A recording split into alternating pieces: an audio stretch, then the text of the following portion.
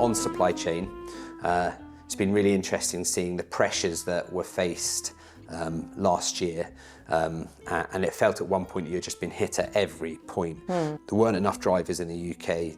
Those drivers that were there were asking for more money. Petrol went through the roof.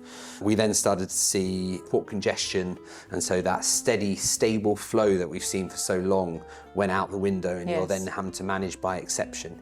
Huge challenges. We've seen a stabilising effect this year, which has been good, and it feels like prices are stabilising, operations are stabilising, but there are still things, and the world is becoming a more risky, more global environment.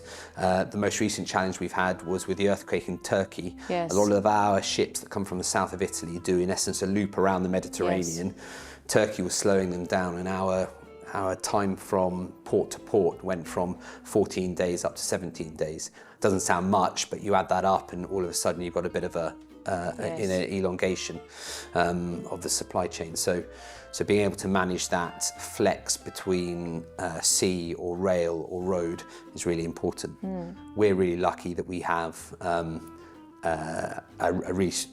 large and high volume array of categories and products, giving us the ability to flex between those different routes, between different providers. Yes. So if one isn't working, we move to another. If one is a bit slow, we can increase on another. Yeah. And we've seen that in the last 6 months, where we moved a bit more to rail, and now we've flowed back a bit more to sea. Yeah. But being able to do that and unlock those cost savings, if we can, really important. Yeah, and also clearly nowadays, as you said, with the earthquake in Turkey or with other events which may happen at any moment, we can no longer work on the sort of just-in-time environment which we were used to. We have to make sure for our customers in the UK that we have sufficient stock.